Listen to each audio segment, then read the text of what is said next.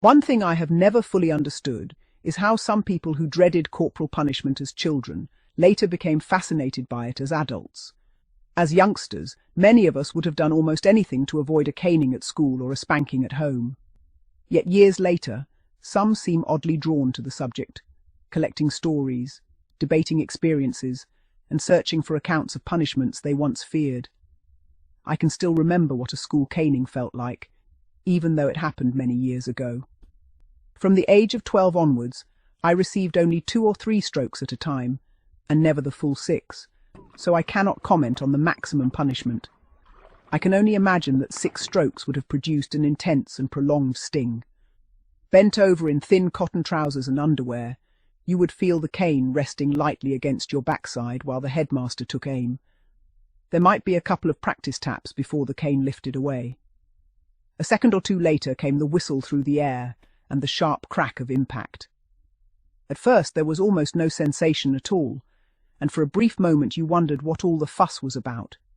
Then, several seconds later, a fierce burning sting spread across the area that had been struck, as though a red-hot iron had been pressed against the skin and held there.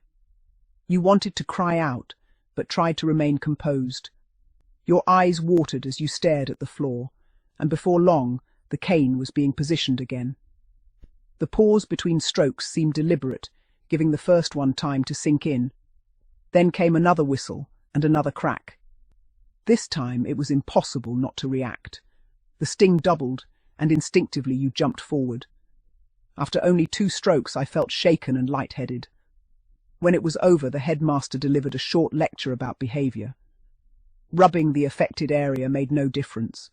The burning sensation lingered for perhaps 10 minutes before gradually fading into a warm ache. Later, examining the marks at home, I found 2 deep red and purple stripes stretching across both cheeks. The headmaster appeared elderly and harmless enough, but experience had clearly taught him exactly how to use the cane effectively. One punishment I never experienced was the birch. Because the practice disappeared long ago, I am unlikely ever to know firsthand how it compared with caning. As a result, I remain sceptical of some of the more dramatic stories that describe people being birched to a pulp. Such accounts often seem exaggerated, shaped as much by imagination as by reality. Sometimes a good story takes precedence over strict accuracy. My own experiences led me to wonder why accounts of school caning vary so widely. I attended 4 different schools between the late 1960s and the late 1970s, prep, public, grammar and comprehensive, and although the cane was available at all of them, it was used relatively infrequently. At 15, I received 4 strokes of the cane. It hurt, certainly, but the entire punishment lasted less than half a minute. The discomfort faded fairly quickly, and although there was some bruising, it disappeared within a day or 2. At that school, pupils showered after games, so any significant marks would have been visible. Yet I rarely saw evidence of severe injuries.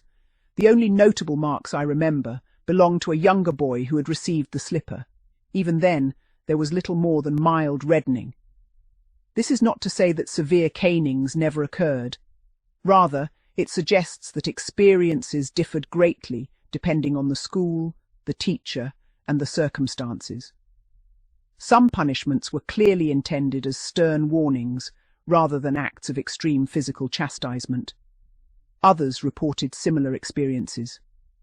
Canings were unpleasant but brief. Even what some called 6 of the very best were remembered as painful rather than brutal. Slipper punishments were often lighter still, consisting of only a few quick strikes that had largely stopped stinging by the time the recipient returned to class. There was also disagreement about where the cane hurt most. Some people believed caning on the hands was relatively mild. Others found it excruciating. One former pupil recalled numerous strokes across the fingertips and considered them ineffective because the pain faded quickly. Yet the single severe caning he received on the backside remained unforgettable, and in his view, far more painful. Many people who experienced both forms of punishment felt that the cane across the backside hurt considerably more than strokes on the hands.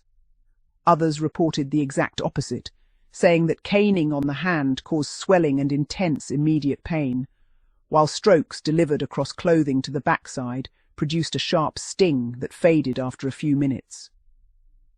Differences in technique probably played a role. At some schools, lighter canes were used on the hands and heavier ones on the backside. Some teachers administered punishment mechanically, following established procedures without any particular enthusiasm.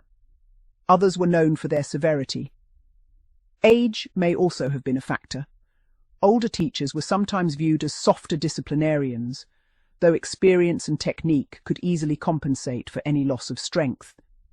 Indeed, delivering an effective stroke required less brute force than many people assumed. Timing, accuracy, and a sharp snap of the wrist at the moment of impact often mattered more than muscular power. There may also have been physiological reasons why experiences varied so much. Individuals differ in their sensitivity to pain, and different parts of the body contain different concentrations of pain receptors. Even factors such as temperature, emotional state, anticipation, fatigue, and the time of day can influence how pain is perceived. Perhaps that is why memories of corporal punishment are so inconsistent. What one person remembers as a brief but tolerable punishment, another recalls as deeply painful. The same punishment, administered in similar circumstances, could leave very different impressions on different individuals. What remains certain is that corporal punishment was once a normal part of school life for many pupils. While the details and severity varied enormously, the memories, whether painful, frightening, or merely unpleasant, have endured long after the marks themselves disappeared.